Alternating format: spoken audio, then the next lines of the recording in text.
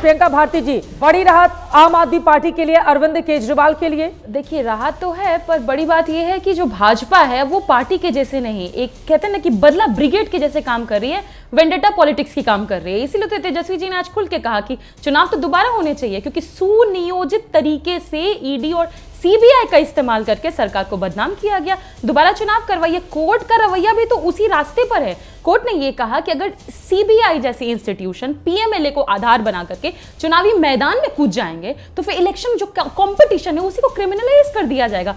Free और fair चुनाव नहीं हो सकते हैं। और इस जो वेंडेटा पॉलिटिक्स का कोई सबसे बड़ा शिकार हुआ है इस देश में तो माननीय लालू जी हैं। तीन बार सीबीआई ने खुद फाइल क्लोज की है और चौथे बार बोलते हैं कि जब क्लोज किया था तब अच्छे से छानबीन नहीं हुई थी। एक ऐसा अद्वितीय घोटाला का मामला है ये, जिसमें एक फूटी कौड़ी तक नहीं मिली।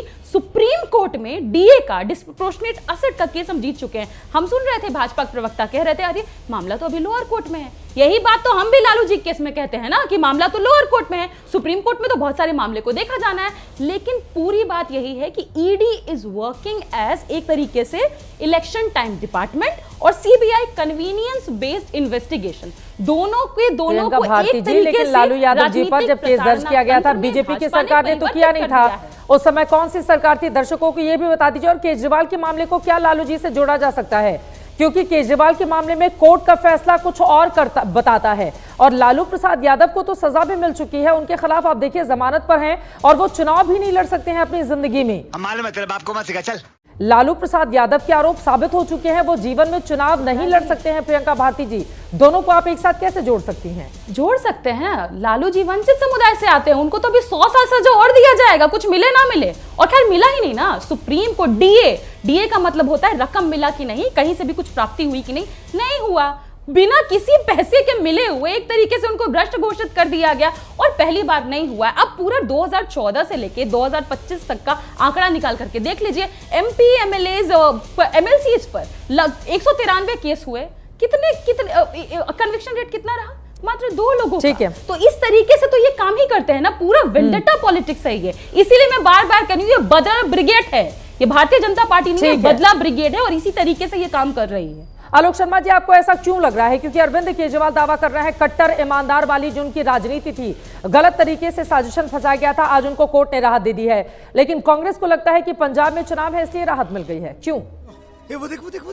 देखिए, मुझे लगता है कि एक वो केजरीवाल जी का ही स्टेटमेंट था ना, अजी सब मिले हुए हैं जी, सब मिले हुए हैं जी। तो आज के जजमेंट से ऐसा लगता है कि सीबीआई, बीजेपी और आम आदमी पार्टी सब मिले हुए हैं जी। जो सुप्रीम कोर्ट और हाई कोर्ट में जाकर बेल्स रिजेक्ट हो गई, आज वो लोअर कोर्ट में, क्योंकि कोर्ट भी सीबीआई की है, वहां पर जाकर जिस तरह से बरी वाला मैटर आया है, ये केवल सीबीआई की नाकामी नहीं है, बीजेपी का इलू है आम आदमी पार्टी के साथ। 10 गुना कमीशन बढ़ा दिया, पॉलिसी बंद कर दी, गली गली में शराब के ठेके खुलवा दिए, घर घर दारू हो गई। दारू नहीं रे बाबा, दवाई है। एक बोतल के साथ दूसरी फ्री हो गई, लेकिन इसमें कोई कमीशन नहीं था, कोई दिक्कत नहीं थी किसी तरह से भी। चार्जशीट में आज 2 सेंटेंस में केवल पढ़ना चाहता हूँ।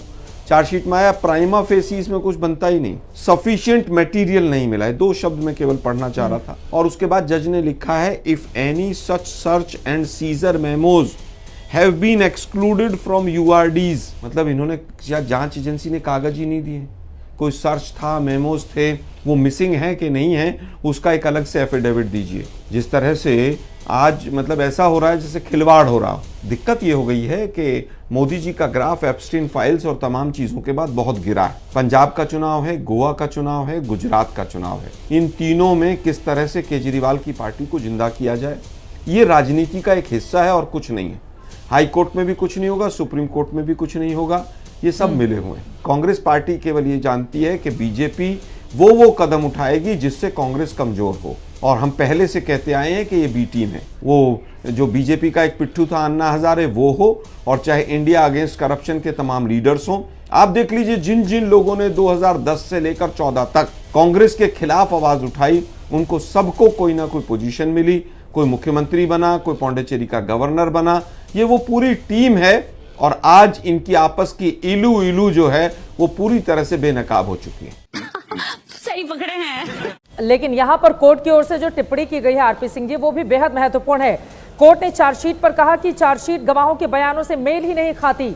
चार्जशीट में दी गई बातें साबित नहीं हो पाई, कई बातें गुमराह करने वाली हैं, ऐसे कई हिस्से जिन्हें साबित करने के लिए गवाह या सबूत नहीं है। और जहां तक आपका कहना है कि मोबाइल लिया गया और मोबाइल को तोड़ दिया गया, इस तरह के आरोप उस समय भी लगे थे, आम आदमी पार्टी की ओर से नकारा गया था। लेकिन मोबाइल में सिर्फ एक चीज तो होती नहीं है, बहुत सारी चीजें ऐसी होती हैं, राजनीतिक पार्टियां या फिर बड़े बड़े राजनेता जो नहीं चाहते हैं कि वो बाहर आए। जरूरी नहीं है कि वो सारी चीजें घोटाले से ही जुड़ी हो। लेकिन हाँ, आपकी बात महत्वपूर्ण है। लेकिन कोर्ट ने आज जो टिप्पणी की है वो टिप्पणी अपने आप में बेहद महत्वपूर्ण हो जाती है। और इसी सवाल के साथ ऋतुराज झा जी, आपके पास आते हुए, ये बड़ी राहत है या फिर एक तरह की आफत भी? क्योंकि जी आरपी सिंह जी बोलिए, फिर मैं जाऊंगी आम आदमी पार्टी के पास। सुप्रीम कोर्ट की टिप्पणियां भी याद रखनी चाहिए। जो सुप्रीम कोर्ट ने टिप्पणियां की थी इनके ऊपर, तो वो कोर्ट के अलग अलग समय पर अलग अलग हिसाब से मैं तो मानकर चल रहा हूँ कि सीबीआई की गलती रही, या सीबीआई ने अपनी तरफ से जो साक्ष्य पूरे कंक्लूसिव नहीं कर पाई।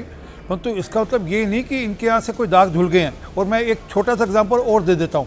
अभी जब ये पंजाब गए थे चुनाव लड़ने के, तब लोग छाती ठोक ठोक कर कहा था 20,000 करोड़ रुपए का मैं सैंड से पैसा कमा कर दूंगा, और मैं IRS अफसर थे, मैं IRS अफसर हूँ, इसलिए मैं 20,000 करोड़ रुपया कमा कर दूंगा। कुल मिलाकर 288 करोड़ रुपया आ रहा है वहां पर। अच्छा करोड़? तेरा बाप यहाँ छोड़कर गया था कि तेरी माँ? 19,712 करोड़ रुपए का भी हिसाब पंजाब की जनता मांगने वाली है। ऋतुराज झा जी, अब सीधे आपके पास आते हुए, यकीनन आम आदमी पार्टी के लिए एक बहुत बड़ी राहत है, लेकिन बीजेपी के लिए गलतफहमी नहीं पाली। आप लोगों की ओर से घोटाला किया गया था, ऊपरी अदालतों में यह साबित हो जाएगा। ऋतुराज झा जी। चित्रा जी, भगवान के घर में देर है अंधेर नहीं है। आज कोर्ट ने क्या कहा?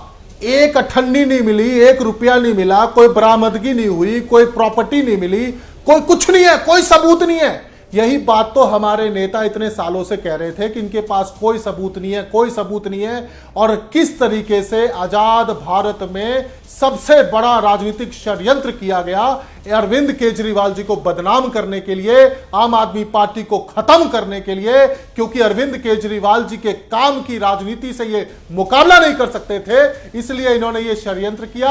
और किस तरह की टिप्पणी कोर्ट ने की है? कोई सबूत नहीं है। सीबीआई के ऑफिसर्स पे जांच के आदेश दे दिए गए हैं कि जिन ऑफिसर्स ने इस तरह का केस बनाया है उनकी जांच होनी चाहिए कि किस मंशा से की गई है। और सुप्रीम कोर्ट ने कभी कहा था कि सीबीआई जो है जो केंद्र सरकार का तोता बन गई है, और वो तोता तो इन्होंने साबित कर दिया बन करके। किस तरीके से आम आदमी पार्टी को खत्म करने के लिए, केजरीवाल जी को बदनाम करने के लिए किस तरह का राजनीतिक षड्यंत्र हुआ। 4 साल से लगातार लंबी न्यायिक जो है सो प्रक्रिया चली, और 500 पेज का ऑर्डर आया है कोर्ट का, जिसको पढ़ना चाहिए।